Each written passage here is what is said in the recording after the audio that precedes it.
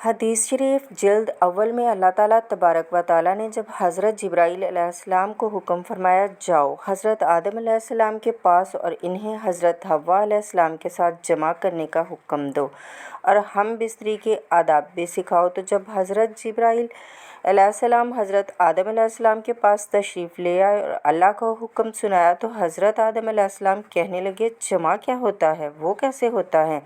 حضرت جبرائیل علیہ السلام نے حضرت آدم علیہ السلام اور حضرت حوا کی پہلی زفاف جاننے کے لیے اس ویڈیو کو آخر تک ضرور دیکھیں۔ بسم اللہ الرحمن الرحیم۔ السلام علیکم ورحمۃ اللہ۔ حضرت آدم علیہ السلام کو حضرت حوا علیہ السلام سے ہم بستری کرنا کس نے اور کیسے سکھایا تھا؟ حضرت سیدنا امام غزالی رحمۃ اللہ علیہ فرماتے ہیں ہم بستری کرنا جنت کی لذتوں میں سے ایک لذت ہے۔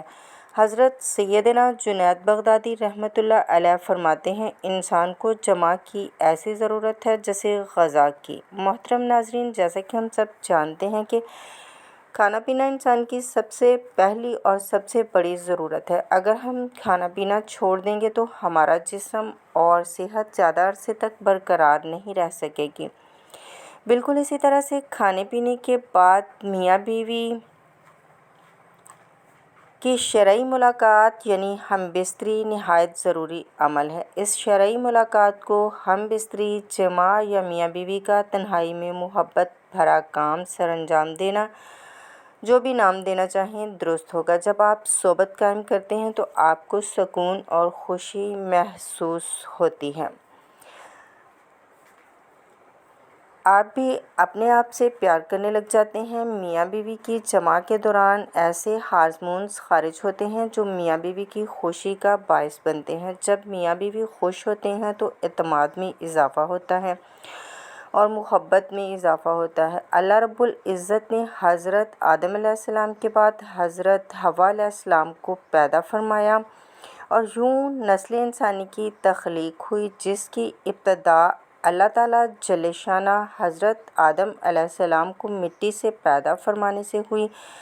حضرت آدم علیہ السلام کو اللہ رب العالمین نے جنت کے اندر تخلیق فرمایا اور حضرت آدم علیہ السلام جنت کے اندر اکیلے بشر تھے، یعنی انسان تھے، اور ان کی جنس سے کوئی بھی بشر موجود نہ تھا جس کے ذریعے سے حضرت آدم علیہ السلام انسیت حاصل کرتے۔ چنانچہ آپ اپنے دل کے اندر سوچا کرتے کاش میرا بھی ہم جنس بشر ہوتا تاکہ میں بھی اس سے انسیت حاصل کرتا۔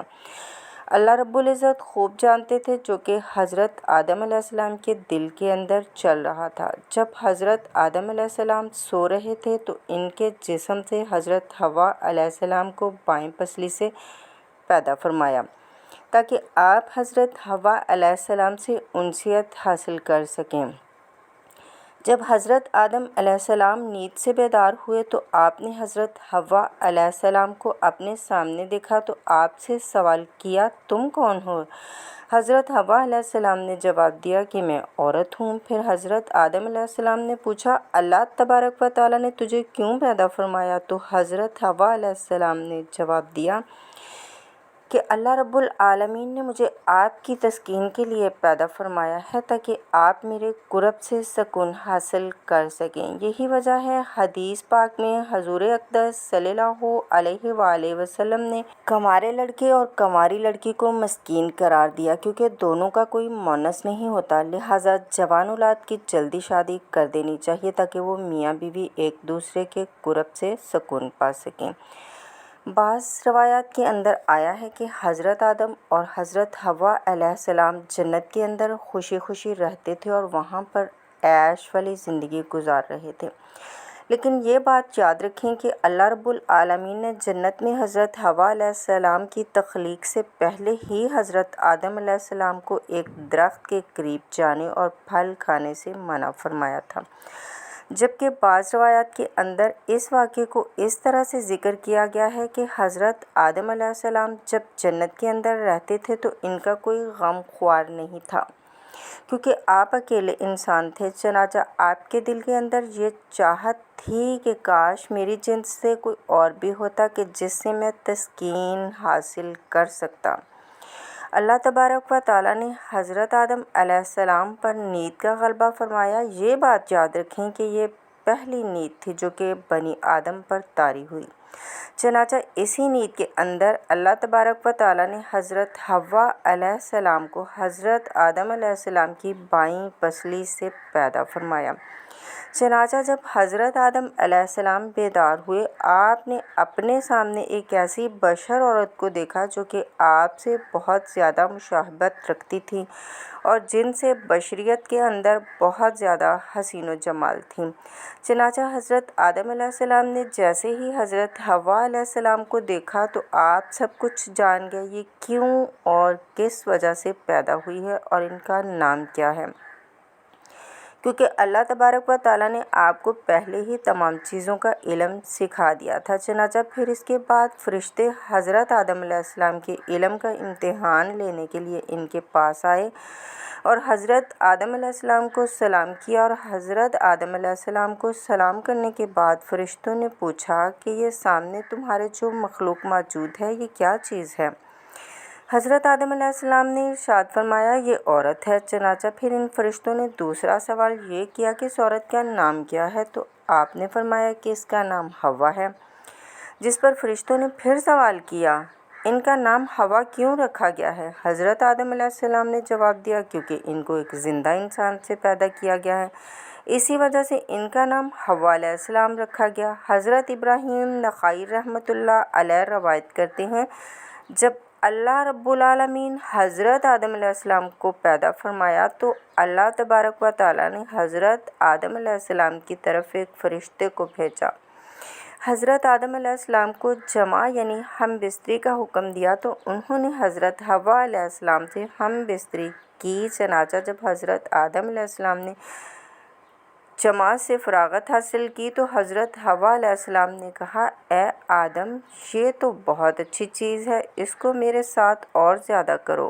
اس حوالے سے اس کی کوئی سند موجود نہیں۔ یہ بعض روایات میں آتا ہے کہ حضرت آدم علیہ السلام کو جنت کا ممنوعہ پھل کھانے کی وجہ سے زمین پر اتار دیا تو کافی عرصے تک ایک دوسرے سے جدا رہے۔ چنانچہ حضرت آدم علیہ السلام اللہ رب العالمین کی محبت اور اپنی خطا پر بہت زیادہ گریہ زاری فرمایا کرتے تھے۔ چنانچہ آپ کے رونے کی شدت کی وجہ سے ایک دن حضرت جبرائیل علیہ السلام نے اللہ تبارک و تعالیٰ کی بارگاہ کے اندر حضرت آدم علیہ السلام کی سفارش کی، جس پر اللہ تبارک و تعالیٰ نے حضرت آدم علیہ السلام کے دل کے اندر توبہ کرنے کا طریقہ پیدا فرمایا۔ میرے پیارے حبیب نبی کریم صلی اللہ علیہ وآلہ وسلم کے وسیلے سے میری بارگاہ کے اندر توبہ کرو تو میں تمہاری توبہ قبول کر لوں گا۔ چنانچہ پھر اسی طرح سے حضرت آدم علیہ السلام نے اللہ تبارک و تعالیٰ کی بارگاہ کے اندر توبہ کی تو اللہ رب العالمین نے ان کی توبہ قبول کرتے ہوئے حضرت جبرائیل علیہ السلام کو خوشخبری سناتے ہوئے فرمایا جاؤ آدم سے کہو تمہاری توبہ قبول ہوئی۔ پھر حضرت جبرائیل علیہ السلام حضرت آدم علیہ السلام کے پاس آئے اور ان کی توبہ کی مقبولیت کی خوشخبری ان کو سنائی، اور پھر حضرت آدم علیہ السلام کو لے کر آپ مکہ مکرمہ تشریف لائے اور وہاں کعبۃ اللہ شریف کی حضرت آدم علیہ السلام نے بنیادیں رکھیں اور حجر اسود پتھر کو بھی نصب کیا جو کہ آپ کے ساتھ جنت سے آیا تھا۔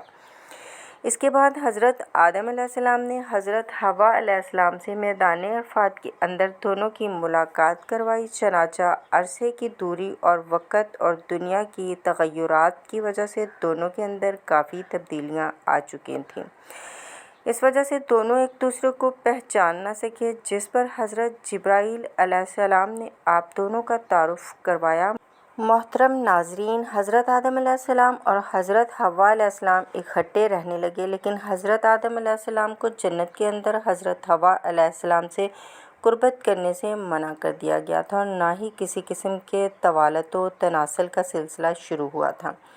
اسی لیے حضرت آدم علیہ السلام اور حضرت حوا علیہ السلام علیحدہ علیحدہ سویا کرتے تھے۔ چنانچہ ایک مرتبہ اللہ رب العزت نے حضرت جبرائیل علیہ السلام کو حکم فرمایا کہ جاؤ اور حضرت آدم علیہ السلام کو حکم دو کہ وہ حضرت حوا علیہ السلام سے جمع کریں اور ان کو آداب مباشرت بھی سکھاؤ۔ چنانچہ حضرت جبرائیل علیہ السلام حضرت آدم علیہ السلام کے پاس تشریف لائے اور ان کو اپنی بیوی حضرت حوا علیہ السلام کے قریب ہونے کا حکم دیا اور ان کو آداب مباشرت بھی سکھائے اور انہیں اس بات کا حکم دیا کہ یہاں سے اٹھ کر حضرت حوا علیہ السلام کے پاس جا کر لیٹے۔ چنانچہ حضرت آدم علیہ السلام نے ایسا ہی کیا، جس کے بعد حضرت آدم علیہ السلام جب واپس آئے تو حضرت جبرائیل علیہ السلام نے پوچھا کہ آپ نے اپنی بیوی کو کیسا پایا؟ تو حضرت آدم علیہ السلام نے ارشاد فرمایا، بہت اچھا پایا۔ محترم ناظرین، اس حدیث شریف کے بارے میں علماء کرام نے یہ ارشاد فرمایا ہے، یہ حدیث منکر ہے، کیونکہ اس حدیث کے اندر دو راوی ایسے ہیں کہ جن کو امام بخاری نے منکر قرار دیا ہے۔ پھر اس کے بعد حضرت حوا علیہ السلام سے نسل انسانی کی ابتدا ہوئی اور بعض روایات کے اندر ذکر ہے کہ آپ کو 20 حمل ٹھہرے اور آپ کے ہاں 20 لڑکے اور 20 لڑکیاں پیدا ہوئے، اور اس طرح سے نسل انسانی پھیلتی پھولتی ہوئی آج ہم تک جا پہنچی۔ اللہ رب العزت ہم سب کو اپنے حفظ و ایمان میں رکھے، آمین ثم آمین۔